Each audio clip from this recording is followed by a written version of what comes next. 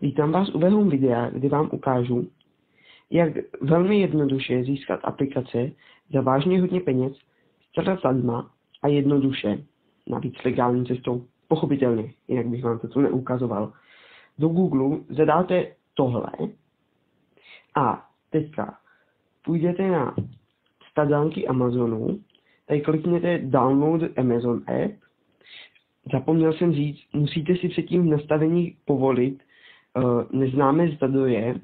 To se dělá tak, že jdete do nastavení, kliknete zabezpečení a následně odškrtnete nepovolené zdroje a na upozornění dáte OK nebo ano. Potom, já už ji mám tedy nainstalovanou, potom co si ji stáhnete a nainstalujete, je to velmi jednoduché a věřím, že to zvládnete. Aplikaci jednoduše zapnete a přihlásíte se. Chce to po vás jenom e-mail, uživatelské jméno a heslo, pokud se dobře pamatují.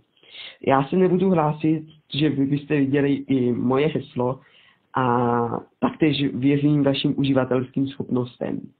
Tak, ať se dostáváme k podstatě věcí.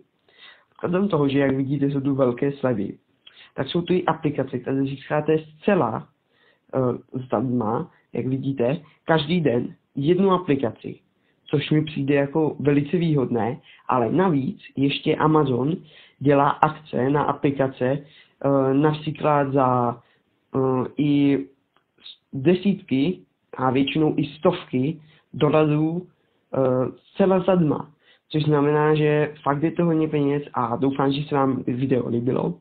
Sdílejte, případně lajkujte, komentujte.